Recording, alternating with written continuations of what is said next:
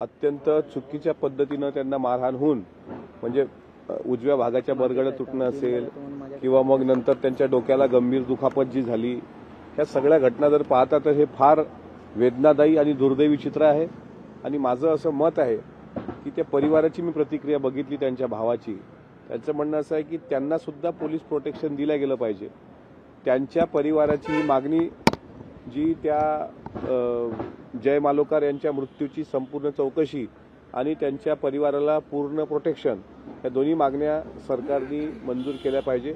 अर्थातच त्यांनी रीतसर तशी तक्रार संबंधित पोलीस स्टेशनला द्यावी आणि पोलिसांना पण विनंती आहे की जे कोणी आरोपी असतील त्या सर्व आरोपींचा, की जय त्या दिवशी किती वाजता तिथं होते, त्याच्यानंतर त्यांना त्यात इन्व्हॉल्व करण्याचा प्रयत्न केला, तुम्ही पूर्ण सीसीटीव्ही फुटेज बघा।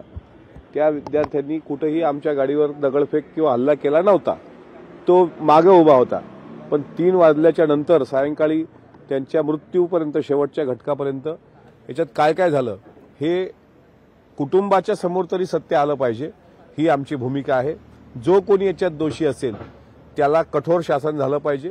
आणि माझी पोलीस प्रशासनाला विनंती आहे की त्यांच्या परिवाराने जी मागणी केली ती मागणी रास्त असून या संपूर्ण प्रकरणाची सखोल चौकशी व्हावी आणि त्यांच्या कुटुंबियांना पूर्ण वेळ संरक्षण द्यावं। मनसे नेते यशवंत किल्लेदार यांनी ते म्हणतात की यामागे अमोल मिटकरींचा तर हात नाही ना, असा प्रश्न त्यांनी तुमच्यावर उपस्थित केला आहे। मी जर दोषी असेल, माझा हात असेल, माझे कोणी कार्यकर्त्याचे हात असेल तर आम्हाला थेट फासावर अटकवा अशी आमची मागणी आहे।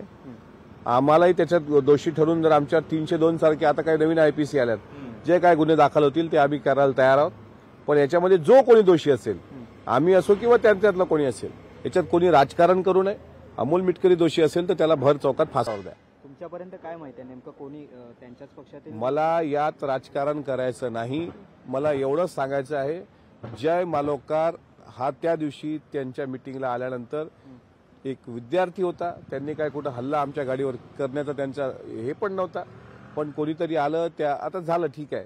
पण त्याच्यानंतर मात्र नेमका कोणासोबत जय होता, कुठं कुठं त्याला नेलं गेलं, ह्या सगळ्या गोष्टी तर त्यांचा परिवार जर त्याचा सगळा पाठपुरावा करत असेल, म्हणजे मागत असेल, तर ती मागणी असली पाहिजे। याच्यामध्ये काय आम्हाला पक्षीय राजकारण करायचं नाही किंवा कोणी मारलं, कोणी काय केलं, हे एकदा जनतेसमोर दूध का दूध आणि पाणी का पाणी होऊ द्या ना। सर्वांचे कॉल डिटेल्स काढा, त्याच्या संपर्कात कोण कोण होतं, काय काय होतं, आणि त्याच्या परिवाराला न्याय भेटला पाहिजे।